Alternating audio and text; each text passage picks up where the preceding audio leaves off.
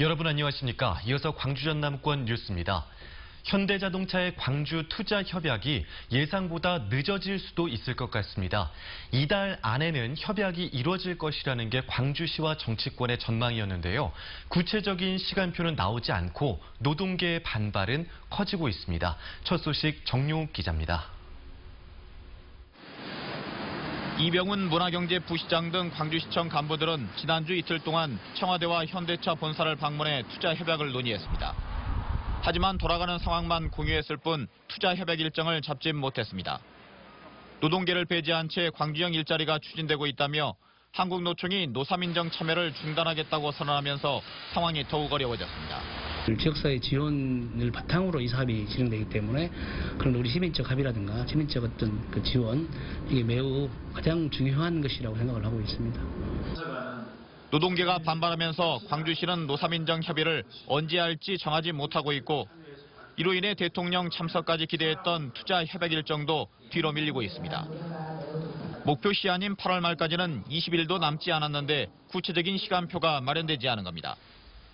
문제는 한국노총이 광주시의 태도 변화가 없는 한 더 이상의 협상은 없다며 강경한 태도를 고수하고 있다는 데 있습니다. 현대자동차 합의했던 내용을 공개하고 노사민정에 수정할 수 있는 부분이 수정이 되지 않는다면 전혀 저희들은 참여할 의사가 없다는 것을 다시 한번 말씀드립니다. 광주시는 어떻게든 노동계를 설득해 목표한 대로 이달 안에 투자 협약을 이뤄내겠다는 입장입니다. 하지만 투자 성사의 대전제인 노사민정 합의에 노조를 끌어들이지 못하면 민선 7기의 광주형 일자리 사업도 생각처럼 속도를 내긴 어려울 수 있습니다. MBC 뉴스 정용욱입니다. 폭염이 지속된 지 어느덧 한 달이 넘었습니다. 재난 수준이라는 올해 폭염은 휴가철의 피서 풍경도 바꿔놨습니다. 오늘과 내일도 광주와 전남은 곳곳에서 열대야와 폭염이 이어지겠고 소나기 예보에도 더위는 식지 않겠습니다. 이다솔 기상캐스터입니다. 들어서는 순간 냉기가 온몸을 감쌉니다. 휴가철을 맞아 빙상 경기장을 찾은 시민들은 그리웠던 추위를 즐깁니다.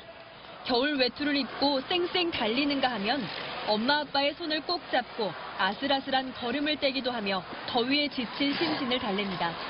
최고의 피서지인 거죠. 아이들도 행복해하고 저도 시원하게 있고 일석이조의 장소죠. 집이 너무 덥거든요. 그리고 바깥도 덥고 그래서 시원한 곳이 이제 같이 탈 수 있는 잘은 못하지만 그래도 좋은 것 같아요. 지난 7월부터 어제까지의 방문자 수를 분석해봤을 때 올해 방문자 수가 지난해 같은 기간보다 2,000명 이상 더 많았습니다.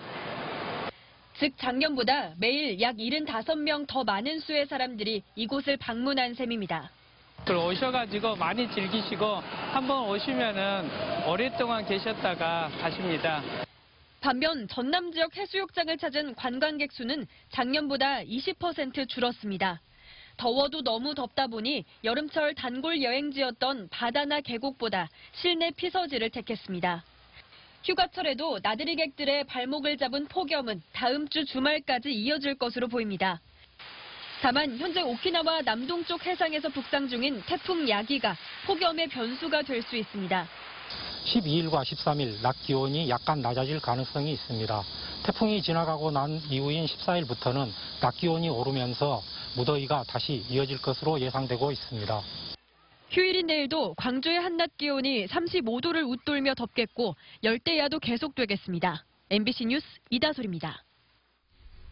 이처럼 사상 최악의 폭염이 계속되면서 피해도 눈덩이처럼 불어나고 있습니다.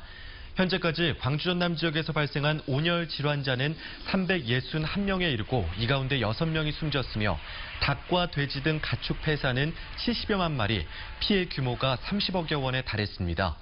또 인삼과 무화과, 수박 등 농작물 고사 피해도 잇따르면서 피해 면적이 230헥타르로 집계됐으며 고수온에 따른 수산 양식장 피해도 속출하고 있습니다. 폭염의 여파로 지역 소비자 물가도 상승세를 이어가고 있습니다. 호남 통계청에 따르면 지난달 전남 지역 소비자 물가 지수는 104.56으로 한 달 전보다 0.2%, 1년 전보다는 1.6% 각각 올랐습니다. 품목별로는 돼지고기와 배추, 쌀, 고춧가루 등 농축산물이 물가 상승을 주도했습니다. 멸치 조업을 둘러싸고 연안어업 어민과 근해어업 어민의 갈등이 깊어지고 있습니다. 연안 어민들은 지자체와 관계기관이 남획을 방치하고 있다며 대책 마련을 촉구했습니다. 조희원 기자입니다. 규탄한다! 공터에 모인 수백 명의 어민들이 구호를 외치며 응원가를 부릅니다. 비장한 분위기로 삭발식이 진행되고 40여 척의 선박들이 현수막을 달고 줄지어 물살을 가릅니다. 전남 지역 연안어업 어민들이 전남에서 처음으로 정부를 규탄하는 육해상 합동 집회를 열었습니다. 어민들은 근해어업 어민들이 혼획과 남획을 하며 수산자원을 고갈시키고 있는데 관계기관이 단속을 회피하고 있다고 주장했습니다. 또 지난 2010년 개정된 수산업법 때문에 사용하던 어구가 불법으로 규정되거나 축소돼 생존권을 위협받고 있다며 법 개정을 요구했습니다. 실제로 법 개정 이전에는 연간 2만 4천여 톤에 달하던 연안어업의 생산량은 법 시행 이후 꾸준히 감소해 지난해에는 반토막이 났습니다.